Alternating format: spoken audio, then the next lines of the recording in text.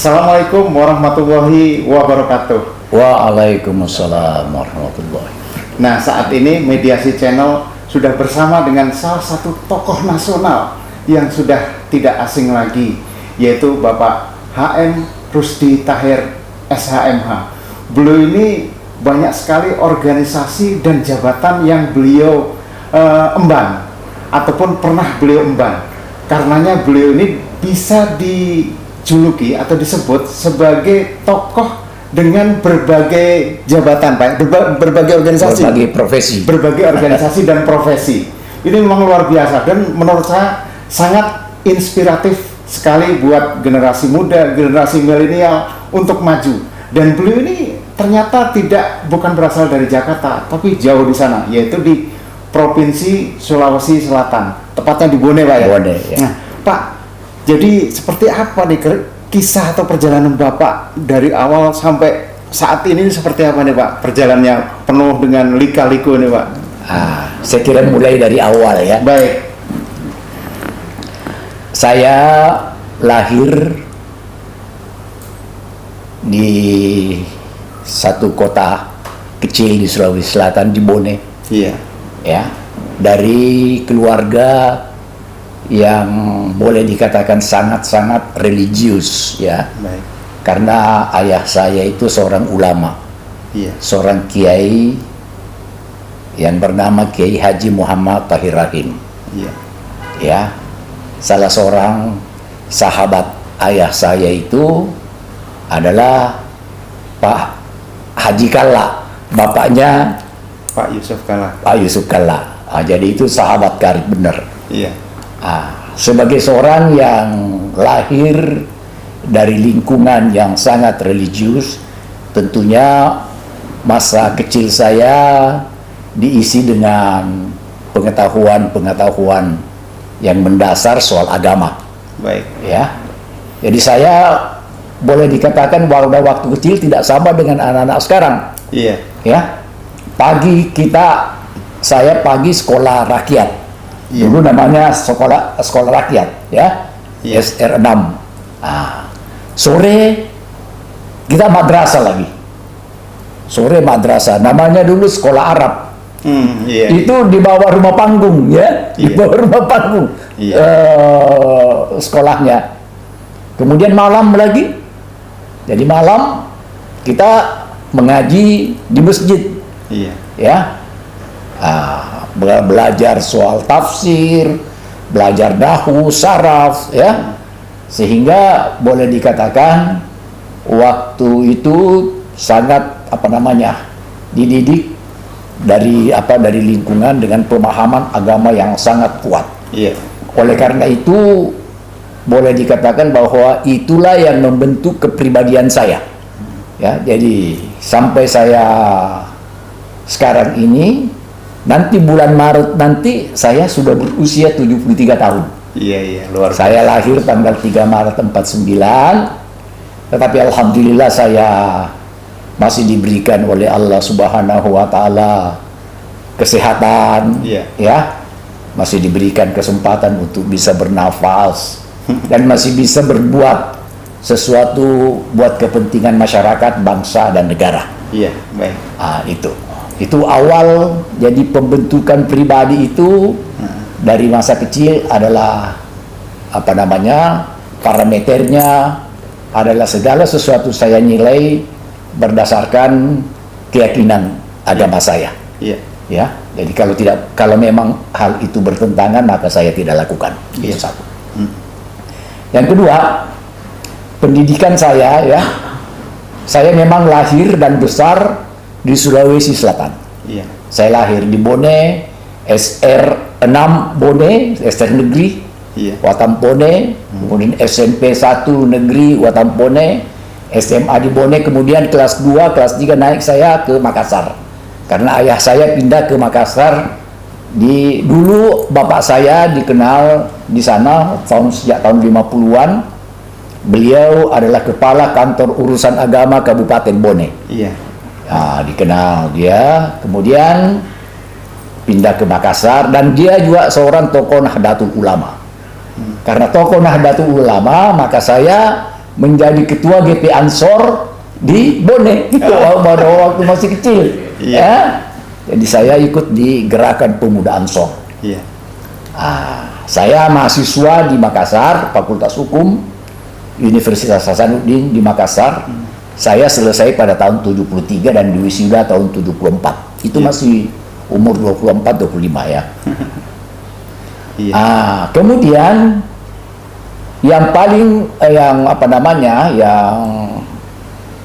perlu barangkali saya sampaikan bahwa saya memang sejak muda suka berorganisasi. Baik. Ya. Di waktu di kemahasiswaan saya adalah ketua karena saya lingkungan Nahdiyin, lingkungan Nahdlatul Ulama, maka organisasi ekstra universiter yang saya tekuni adalah Pergerakan Mahasiswa Islam Indonesia.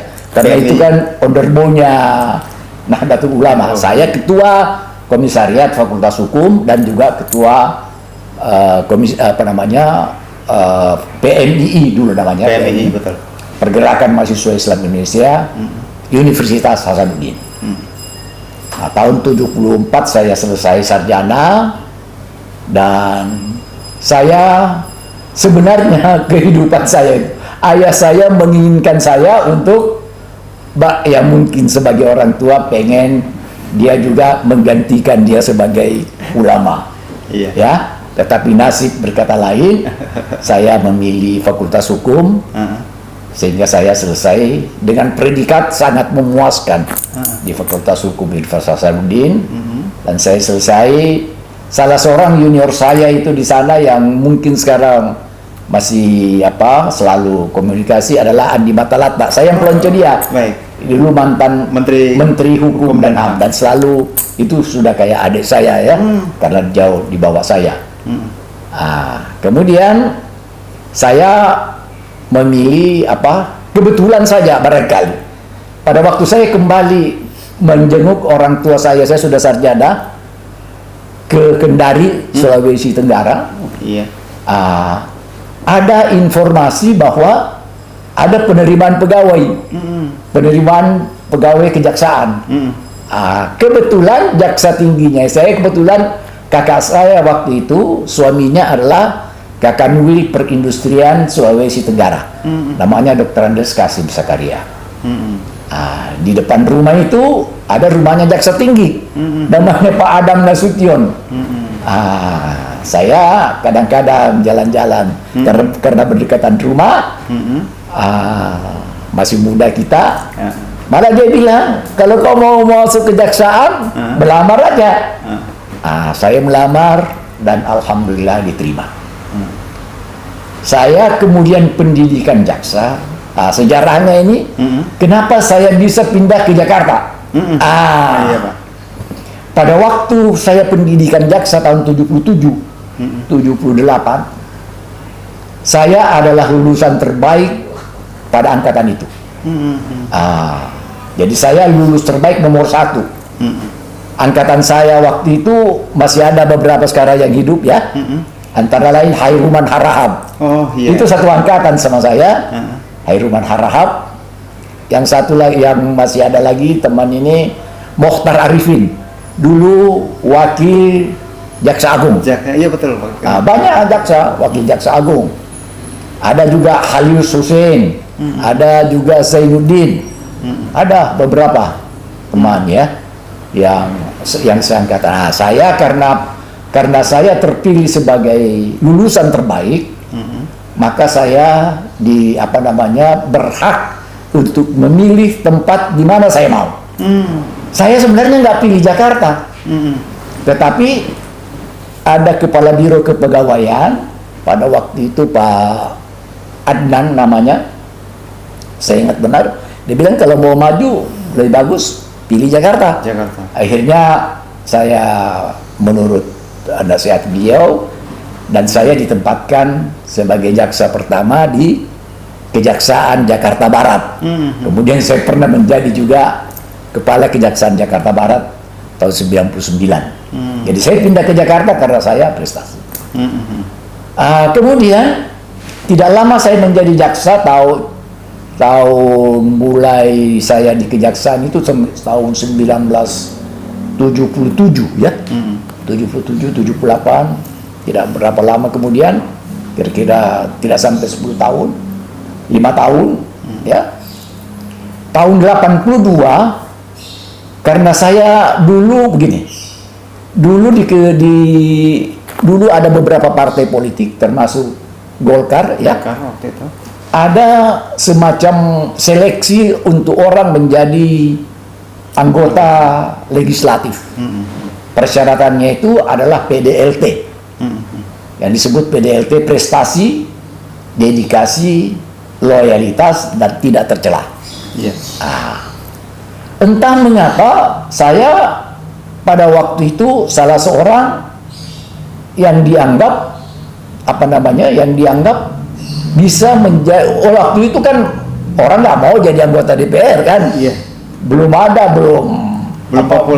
populer tahun 82. Jadi tahun 82 saya kebetulan bergaul dengan berbagai teman-teman yang pada waktu yang saat ini juga masih dikenal luas. Satu angkatan kita bergaul, yaitu ada Pak Akbar Tanjung. Iya. Akbar Tanjung itu lebih senior sedikit dari saya. Teman-teman ada Theo Sambuaga, itu sahabat saya. Surya Paloh ya, itu teman-teman baik semua. Banyak sekali teman-teman. Saya pada waktu itu dipilih orang dari berbagai provinsi. Seperti dari Aceh ada nama Abdullah Putih. Ya. Iya. Ada beberapa dari Maluku ada semua tokoh-tokoh. Saya kebetulan pada waktu bergaul sama Pak Utoy Usman, ada Pak Utoy Usman. Oh iya, betul. Dia mengajak saya untuk masuk ke salah satu organisasi organisasi underbownya Golkar, itu Soksi. Betul. Saya karena dia adalah sahabat baik dengan mertua saya, Pak Jenderal Majid Yunus, Pak Brigjen Majid Yunus, itu mertua saya. Dia kebetulan ketua DPD Golkar Sulawesi Tenggara. Jadi dia bilang kalau mau dicalonkan, akhirnya saya mengiyakan ya, karena ditugaskan oleh kejaksaan. Kan dulu begini, Golkar itu punya jalur, ada yang namanya jalur A, ABRI, jalur B, birokrasi, jalur G, Golkar murni. Saya dicalonkan oleh kejaksaan. Jadi kejaksaan yang meminta saya untuk namanya dulu dikaryakan. Akhirnya saya masuk ke Partai Golkar. Dulu namanya bukan partai, dulu namanya Golkar saja. Akhirnya tahun 82 saya dicalonkan menjadi anggota legislatif dari daerah pemilihan Sulawesi Tenggara. Jadi saya menjadi anggota MPR RI tahun 82, utusan Sulawesi Tenggara. Karena saya calon, saya menjadi anggota MPR. Kemudian tahun lanjut saya kemudian di legislatif lagi. Pada waktu saya masih jaksa, ya, karena dulu kan boleh. Beda sekarang, ya. Kalau dulu, kalau dikaryakan kita bisa menjadi pegawai negeri di satu sisi dan bisa juga menjadi politisi di sisi yang lain. Kalau sekarang tidak bisa. Kalau Anda mau jadi politisi, ya berhenti jadi pegawai negeri. Kalau Anda jadi pegawai negeri tidak boleh berpolitik. Itu. Dulu kita bisa. Akhirnya tahun 87 saya terpilih menjadi anggota. Jadi masih ingat saya. Jadi saya anggota MPR RI tahun 82 sampai 87. Nomor anggota saya itu B565. Saya hafal. Kemudian jadi boleh dicek kan, gitu. Kemudian saya menjadi anggota DPR RI periode 87 sampai 92. Nomor anggota saya A299. Kemudian lanjut lagi tahun 92-97 saya terpilih lagi dan dengan nomor anggota A331. Iya. Jadi saya hafal itu nomor saya. Di waktu di DPR periode 92-97 saya adalah wakil ketua Komisi 3. Jadi saya anggota DPR 10 tahun tidak pernah pindah. Komisi Hukum, Pak. Komisi 3 karena hukum ya. Jadi memang pimpinan kita kejaksaan tidak mengizinkan untuk pindah komisi. Iya. Karena kita jalin komunikasi dengan kejaksaan. Iya. Jadi tahun sampai 97 saya wakil ketua komisi bersama-sama salah seorang tokoh juga teman saya. Saya dari fraksi fraksi namanya dulu Fraksi Karya.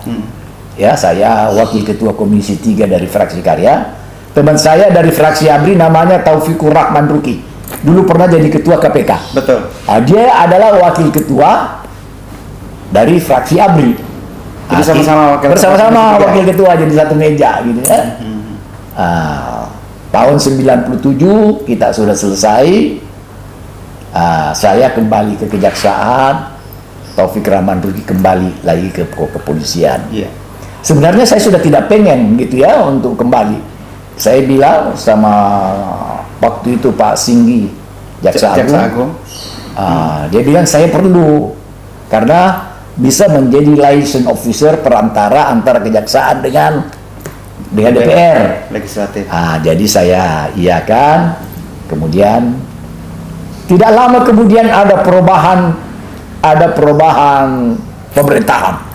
Ya. Tidak lama kita keluar 98 kan kita keluar.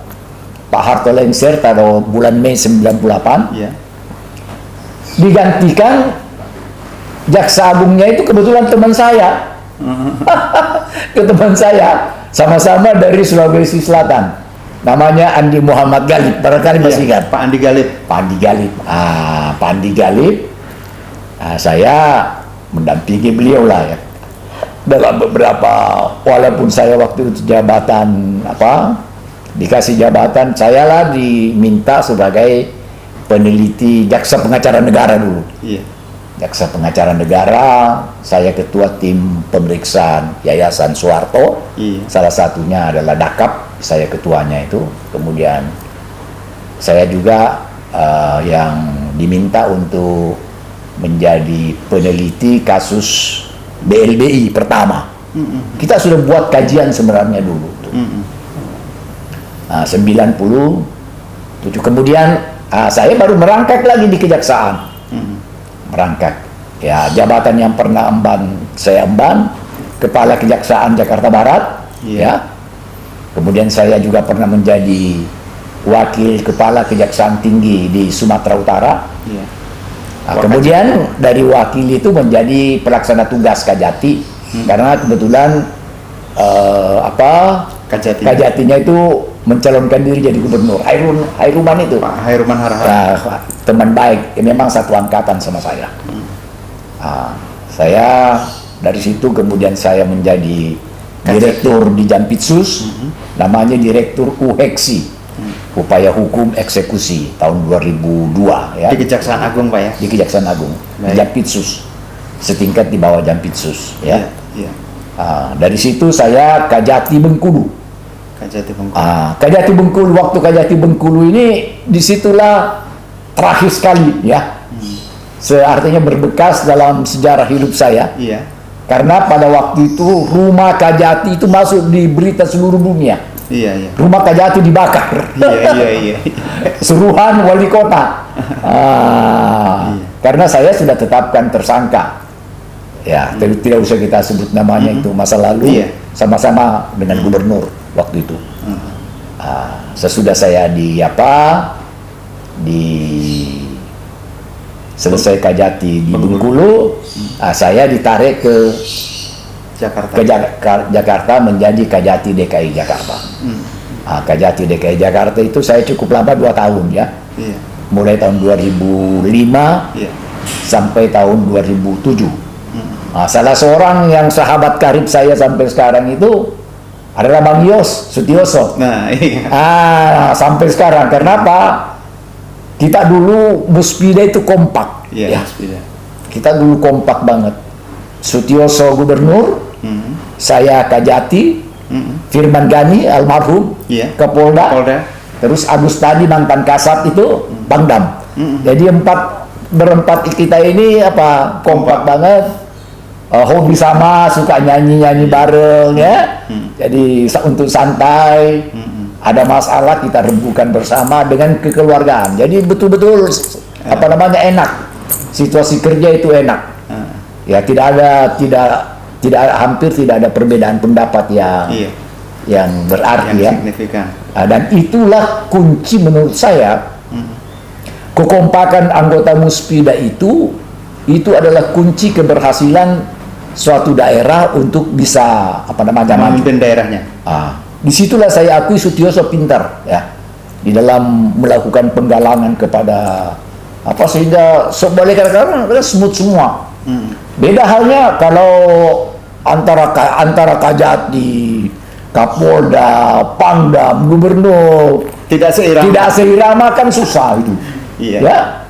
Kalau kompak bukan berarti kolusi, tidak. Tapi kita membangun satu sistem, membangun secara bersama-sama, sehingga semua permasalahan, apakah politis, apakah sosiologis, atau ekonomis, kita semua rembukan bersama. Satu visi, satu misi. Satu visi, satu. Ya. Termasuk menangani masalah-masalah. Waktu itu sudah ada masalah-masalah radikal ya. Iya. Yang sweeping. Orang punya orang punya kalau mau bulan puasa, kita tangani bersama. Iya. Jadi, ya. Nah, ini Pak, jadi pemirsa, jadi tadi Pak Rusdi sudah menceritakan, ini masih baru sebagian kecil yang boleh ceritakan. Tapi menurut saya itu sudah sangat luar biasa.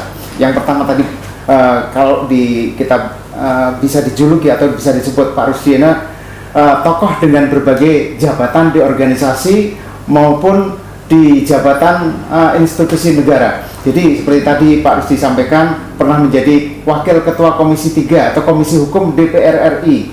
Pernah juga menjadi 3 Kepala Kejaksaan Tinggi. Kejaksaan Tinggi ini setingkat provinsi. Jadi Kajati Sumatera Utara, Kajatisu walaupun PLT menggantikan Pak Herman Harahap. Yang kedua menjadi Kajati atau Kepala Kejaksaan Tinggi Provinsi Bengkulu, dan juga yang terakhir Kepala Kejaksaan Tinggi DKI Jakarta, dan juga pernah menjadi Direktur pada Jampitsus di Kejaksaan Agung. Ini jabatan-jabatan yang luar biasa. Tapi masih ada jabatan lain juga yang sangat bergengsi, seperti Ketua Kerukunan Masyarakat Bone Sulawesi Selatan. Jadi kita ada paguyuban namanya Kerukunan. Jadi saya Ketua Umum Dewan Pimpinan Nasional, Dewan Pengurus Nasional, Kerukunan Keluarga Masyarakat Bone. Ketua Dewan Penasehatnya itu adalah Pak Yusuf Kalla, mantan Wakil Presiden RI 2 kali. Masih jadi beberapa tokoh yang bergabung di sini, seperti mungkin yang dikenal luas ya. Salah seorang anggota Dewan Pembinanya di Matalata, mantan Menteri Hukum dan HAM, Profesor Nasaruddin Umar, itu Imam Besar Masjid Istiqlal. Andi Malarane, mantan Menteri Pemuda Olahraga. Andi Amran Sulaiman, mantan Menteri Pertanian. Banyak sekali ya. Jadi tokoh-tokoh orang Bone. Termasuk kita masukkan dulu juga mantan Kapolri, yaitu Ida Masis. Ida Masis itu supaya tahu, dia walaupun Sulawesi Tenggara tapi dia orang Bone. Jadi dia orang Bugis Bone. Banyak. Kemudian sekarang ini saya juga masih tetap sebagai anggota Dewan Pembina. Jadi ada 2 organisasi, saya anggota Dewan Pembina Soksi, ya, Sentral Organisasi Kekaryaan Seluruh Soksi, ya. Kemudian saya juga masih anggota Dewan Pembina Percasi, PB Percasi. Catur. Memang hobi. Saya memang hobi, dan saya dulu Wakil Ketua Umum PD Percasi pada waktu Bapak Hasim S. Joyo Hadikusumo, itu adiknya Prabowo, Ketua Umum PB Percasi, saya wakil ketua umum. Iya. Jadi di level internasional, karena kadang-kadang Pak Hashim kesibukannya luar biasa, saya biasa ditunjuk mewakili Indonesia dalam pertemuan internasional seperti Kongres FIDE. Saya ikut di Azerbaijan, saya ikut di Abu Dhabi, Dubai, di Qatar, banyak sekali. Hampir beberapa negara di dunia ini saya injak karena catur. Iya. Saya di luar negeri saya bertanding. Saya pernah bertanding di Singapura, bertanding di Malaysia. Iya. Ya, jadi itu pemirsa, berbagai organisasi yang digeluti Pak Rusdi Tahir. Sahabat ataupun teman-teman beliau pun luar biasa super, tokoh-tokoh nasional seperti yang tadi Pak Rusdi sampaikan, bahwa ayah Pak Rusdi Tahir dengan ayahnya Pak Yusuf Kala itu sahabatan, sahabat karib, benar, sahabat karib. Dan sekarang Pak Rusdi dengan Pak Yusuf Kala, mantan wakil presiden RI 2 kali, itu juga sahabatan. Ya. Dengan Bang Yos, Gubernur DKI Jakarta Pak Sutioso, Pak Rusdi juga sahabat, Pak Idam Aziz, Pak Hairuman Harap, dan berbagai tokoh-tokoh nasional yang hampir semua teman baik, seperti Surya Paloh, itu sahabat karib. Pak Akbar Tanjung, Akbar Tanjung, Cahyo Kumolo. Cahyo Kumolo itu dulu dia sama-sama di Golkar. Waktu saya wakil ketua Komisi 3, Pak Cahyo itu dia anggota biasa di Komisi 3. Jadi tapi kita bangun kebersamaan, ya. Jadi baik di organisasi maupun di institusi itu Pak Rusdi berorganisasi atau ini tidak hanya sekedar menjadi anggota, tapi benar-benar memegang peranan, memegang jabatan ketua ataupun penasehat ataupun pembina. Itu masih ada satu lagi organisasi ini yang sangat bergengsi, yaitu di organisasi advokat, karena Pak Rusdi ini setelah pensiun berprofesi sebagai advokat, yaitu jabatan beliau saat ini sebagai Ketua Dewan Penasehat Kongres Advokat Indonesia atau KAI, yang pada periode pertama dipimpin oleh Presiden Bapak Haji Indra Sahnun Lubis, dan saat ini dipimpin oleh Ibu Siti Jamaliah Lubis atau Kak Nia, dan sekjennya Bapak Apolos Jarabonga, dan beliau ini sebagai Ketua Dewan Penasehatnya. Nah, ini saya ingin tahu nih Pak, pemirsa juga mungkin ingin tahu, Bapak ini kan usia sudah sepuh Pak ya, usia hampir 73 sebentar lagi. Kalau menjadi advokat kemarin ini mungkin di usia 69 Pak ya? Atau 60-an, 68 Pak ya? Ya, 68 ya. Bapak menjadi advokat? Enggak, 60-an. Nah, 60-an. Sesudah pensiun. Nah, ini yang kita ingin tahu, Pak Rusdi ini dengan berbagai jabatan yang sudah pernah beliau pegang, tapi masih mau menjadi seorang advokat dan memegang jabatan yang sangat penting dan strategis, yaitu sebagai Ketua Dewan Penasehat. Pak, motivasinya begini. Apa nih Pak menjadi advokatnya Pak? Bagi saya ada satu prinsip hidup bagi saya, bahwa sebagaimana saya tadi kemukakan, bahwa segala parameter dalam hidup ini saya kembalikan kepada keyakinan yang saya anut. Salah satu hal yang saya pegang teguh, ada hadis Nabi yang mengatakan bahwa khairun nas anfa'uhum linnas. Sebaik-baik manusia adalah orang yang bermanfaat bagi manusia lain. Oleh karena itu prinsip ini saya pegang, bahwa walaupun saya sudah pensiun, tiada kata berhenti buat mengabdi kepada masyarakat, bangsa dan negara. Tidak boleh ada kata pensiun. Sama dengan Mahathir punya prinsip. Kalau kita pensiun, otak dan otot itu tidak boleh pensiun. Jadi saya rasa bahwa sepanjang hidup dan agama itu, Islam pada yang saya yakini, itu tidak ada kata pensiun. Orang tidak boleh pensiun. Orang tidak boleh berhenti beraktivitas ya, yang bisa membuat manfaat. Iya. Baik buat manfaat diri sendiri, manfaat buat keluarga, manfaat buat masyarakat, dan bermanfaat buat negara. Saya masih bersyukur bahwa dalam usia seperti sekarang ini saya masih diberikan kesehatan, kekuatan. Memang saya boleh dikatakan termasuk orang yang sangat menjaga menjaga kesehatan. Karena biar bagaimanapun juga profesi itu ada harus yang boleh kita lakukan adalah profesi yang memang kita kuasai. Bidang yang memang searah dengan kehidupan kita. Searah dengan latar belakang pendidikan kita. Saya sebagai orang yang boleh dikatakan separuh 3/4 hidup saya abdikan di dalam bidang hukum. Ya, saya jaksa hampir 35 tahun saya jaksa.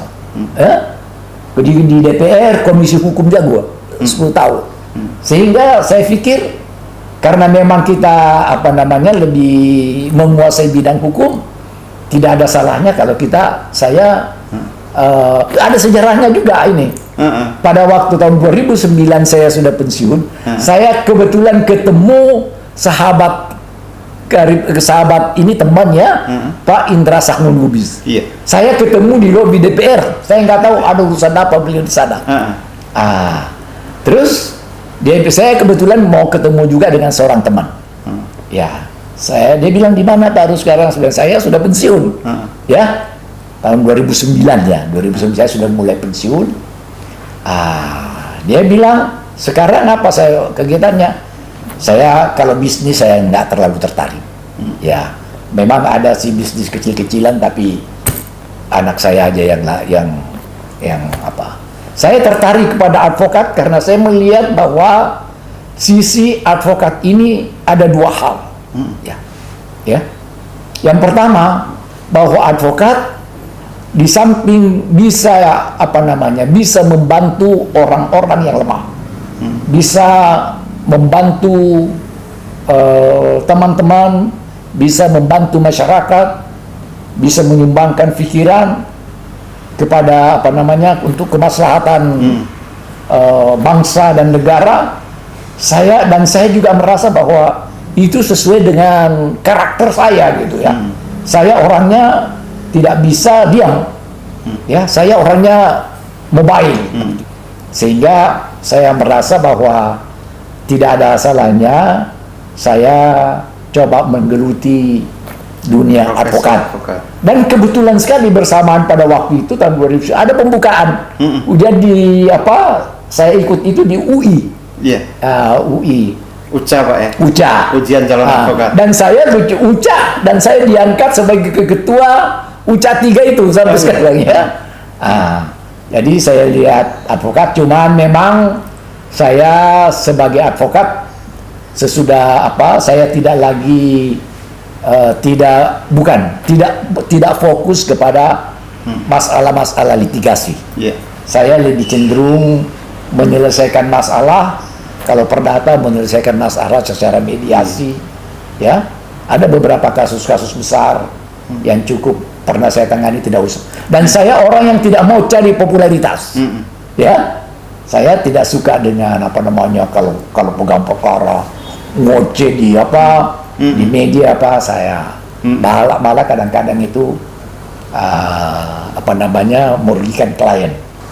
Saya sekarang lebih fokus kepada memegang sebagai corporate lawyer. Jadi corporate lawyer dari beberapa perusahaan baik negara maupun swasta, beberapa juga teman pengusaha saya menjadi corporate lawyernya, atau ada yang disebut sekarang private lawyer.